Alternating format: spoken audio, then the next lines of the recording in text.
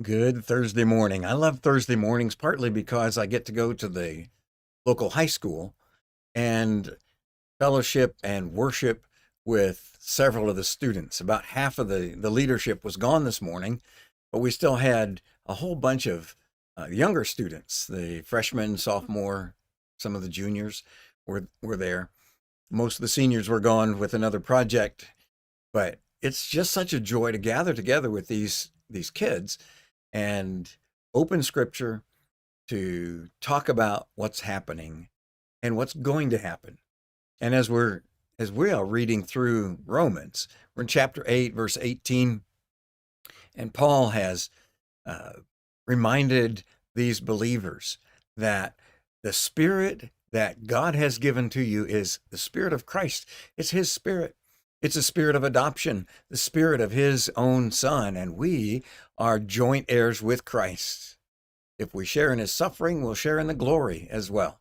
He goes on here in verse 18 and says, "For I consider that the sufferings of the present time are not worthy to be compared with the glory that is to be revealed to us."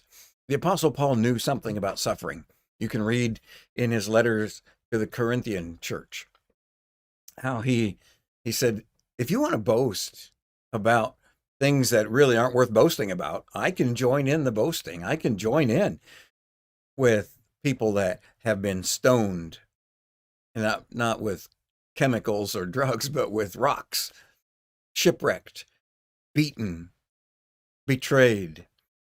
Paul knew what it was like to suffer in this life, and he's saying the sufferings of this world cannot be compared to what is awaiting us. When Jesus said, "Don't let your hearts be troubled. You believe in God, believe also in me. For in my Father's house are many dwelling places, and I go to prepare a place for you.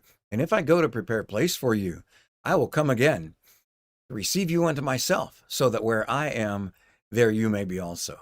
What a marvelous promise. And as he is preparing a place for us, we're excited about that and are able to endure now anything in this life. We read in Hebrews chapter 12, that we are to run the race that's marked out for us in the same way that Jesus accomplished God's will in his life. So we also ought to accomplish God's will in our lives.